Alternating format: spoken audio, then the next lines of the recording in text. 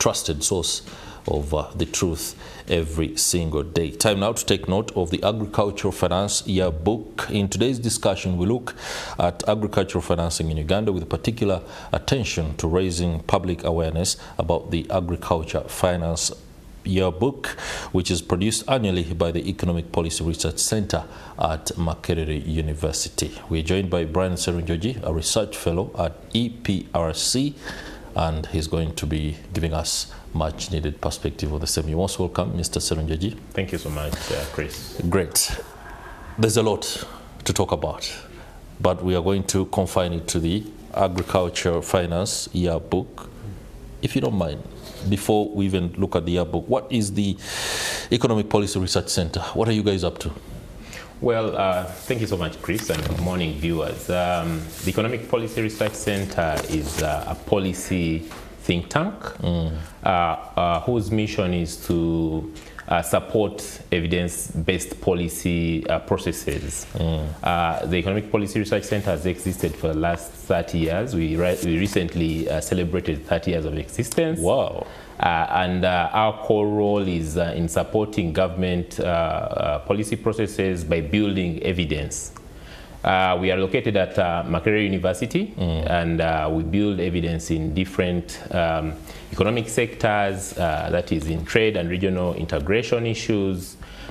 We also look at sectoral issues, poverty, agriculture, water and sanitation, but we also look at the broader picture, which is macroeconomics, taxation, tax policy, monetary policy.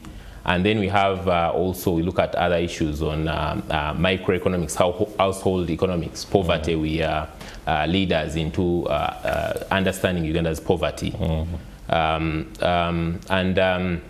Yes, we also we are the lead to produce the Agricultural Finance Yearbook every year, which is an annual publication to increase availability and sharing of agricultural finance knowledge and information. Okay.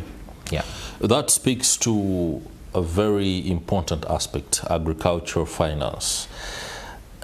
Tell us about that, but in the context of the emerging challenges, especially with climate change. Very, very important. Agriculture, we don't even have to explain why it's important in this country. That's right. But it operates in an environment that is risky, and one of the key risks is climate change. And the Agricultural Finance Yearbook was started with a vision to bring about information, evidence-based information on issues like climate change, or on issues of cultural policy, what policy and strategies need to be undertaken to avail more credit to the farmers, also to look into the issues of development in what we call agricultural value chains. The value chains include the different enterprises, right. Coffee, tea, among others. But to bring back to your point on agricultural finances, this is very key, because as you well know that climate change is now a reality, and it affects every aspect of agriculture. And so the Agricultural Finance Yearbook, specifically for the next for this year, 2025, we are going to be looking into issues of climate financing, greening, and the theme that we are looking at will be on greening agricultural finance providers. This simply means that we are going to look at the progress that financial institutions that are involved in providing agricultural finance, to what extent have they undertaken to make sure that they put in place the right governance structures to tap into the opportunities that climate funds have. Are they coming up with new products, green finance products to give to farmers? Because this will ensure sustainability. There are also requirements on the SG, environmental, social and governance frameworks. So all these things are very important for making sure that farmers availed agricultural finance, but also that financiers, banks, that's right, also embrace sustainability in their financing. You don't want to have a financial institution that's just lending to agricultural activities that are affecting nature and climate. Okay. Yeah. That calls for innovations, including agricultural banks, to be specifically targeting the farmers and all those that are involved in the value chain. You spoke about the 2025 Agricultural Finance Yearbook, what it's going to embody. But let me just take you back a little to 2024. What was in it, and how does the scorecard read right now? Well, good question, Chris. The 2024, the focus of the 2024 Agricultural Finance Yearbook was on how to leverage the various wealth creation funds to sustainably finance agriculture in this country. Yeah. If you recall, government has been putting a number of wealth creation funds. We have the parish development model. Government has so far disbursed about 1 trillion. Yeah. We have a Myoga, where government has so far invested 480 billion. We have the agricultural credit facility, which has been here since 2009. Okay, government has already put about 800. It's actually received significant funding. Significant amounts, yeah. So we are saying that if this is the new way and to finance agriculture, how can we sustainably prepare the demand side, the farmer side? We see the supply side pushing money. All this money is coming through government to basically finance agriculture. But our argument in that last launch was that while government has taken efforts to avail credit, the farmer side is not being prepared. And also, the other thing was that how do you use these various wealth creation funds to attract the private finance, the private finance institutions, the banks? Because evidence shows that private credit flow to agriculture has stagnated at about 11%. So even with all these wealth creation funds, they are not attracting commercial banks and other financial institutions to sustainably finance the farmers. And we're asking ourselves why. And the key finding in our last finance yearbook was that the demand side, the farmer side, is not being prepared. So government has to find a way to balance that, to not only to push money through these wealth creation funds, but to be able to prepare the farmers, to reduce the risk. Because remember very well that commercial banks are profit-oriented and are not going to invest where things are so risky. So we are thinking that government, besides supplying finance, should also be preparing the farmer's side, business development, services, keeping of records, investing in risk mitigation measures like irrigation, given the issues that you've just talked about of climate change, making sure that farmers know how to keep records, improving marketing. Now government is putting a lot of money in a PDM, but if everyone produces, where are they going to market? They have nowhere to take the produce to. Exactly. It becomes a bit difficult. So our argument was that the farmer side has to be also adequately prepared before a lot of money is pushed to it. Okay. Allow me dwell a little bit more on the farmer side, especially when it comes to innovations that ought to be adopted. Technology adoption is also something that is very important. Many of our farmers still struggle with the ability to use technology comfortably, including especially financial inclusion, the ability to be able to do payments for produce and other services. I don't know whether you have done a mapping of exactly what interventions are required where, the how, and the when, because that also affects results, especially in communities that are rural. You need to understand the timing is important, and what's the mindset of those that you're talking to.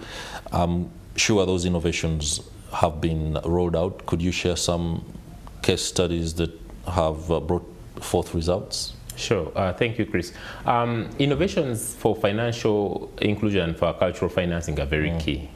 And as you have already observed, digital financial technologies are massively driving financial inclusion. That's right. And one of the things you asked about what needs to be done given the farmers, you've already seen the mass success that mobile money technology has brought about. So digital technologies to ensure that people get financially included are very important. And one of the things that for farmers that is very key, first of all, it's digital literacy. Okay, we need to make sure that for us to deepen agricultural financing, digital literacy for our farmers and affordability also is very important. Digital literacy has to be deepened. digital literacy programs for farmers to be able to use these technologies, affordability, but also reliability. You know that digital finance technology goes in hand with infrastructure development, reliability. And so these have to be worked on, the power, the electricity, but also the cost to run these digital technologies. In the Agricultural Finance Yearbook, we have a whole chapter that builds evidence on some of the innovative financial fintechs, the technologies that have been developed to provide finances to the farmers, and some of the key obstacles to deepening cultural finance through these digital technologies are the things that I've already talked about. Infrastructure, that is right, digital literacy, but also the cost to make sure that farmers access financing and they're financially included. Okay. Not to put you on the spot on this, but many think tanks have offered timely information and counsel, including on-spot insight to policymakers when it comes to all these challenges that we grapple with as a country in the agricultural value chain. Is there anything significant that you see as the magic bullet that will unleash resources, innovations, and all these other possibilities that ought to be undertaken exclusively by government? Because if government is not on top of it, all these interventions and players might find themselves more like uncoordinated troops in their movements. Is there anything in particular that EPRC is looking out to ensure that government adopts? I think EPRC's role is very clear, Chris. EPRC's role is to provide as much evidence as possible. And to answer your question, there's no silver bullet. You know, already government has moved away to a program approach of working. We have to work together to piece up the pieces. No doubt. And the key, even what we're talking about right now, the Agricultural Finance Yearbook, it's evidence provision to make informed decisions at policy for deepening agricultural finance. So what EPRC is doing is to constantly provide evidence in the different aspects of economic policy making to make sure that the players act with objectivity and they act with knowledge to make sure that things move. Okay. Yeah. All right, let's wind up the discussion by, again, ensuring that the 2025 Agricultural Finance Yearbook is well understood. When are we launching it? Where are we? What should we expect in terms of, is there going to be a dialogue? Right. So the 2025 Agricultural Finance Yearbook, we usually launch it early the other year. So what we are doing now is that we have we work with a group of stakeholders that are involved, that are interested in the agricultural finance space. This could be financial institutions, they could be civil society organizations, EPRC itself. But we first of all generate evidence. So after generating that evidence, we usually launch the book around March the other year. Okay. And so, as I've already told you, that the 2025 one will be on greening of agricultural finance providers to cater for things of climate financing, to bring in those things. And so early next year we should have that book, given that we're already in the mid of this year. All right. Thank you very much for, of course, ensuring that the attention is on to agricultural finance. The yearbook itself is something that is highly anticipated. Morning at NTV will be looking forward to receive a copy or two.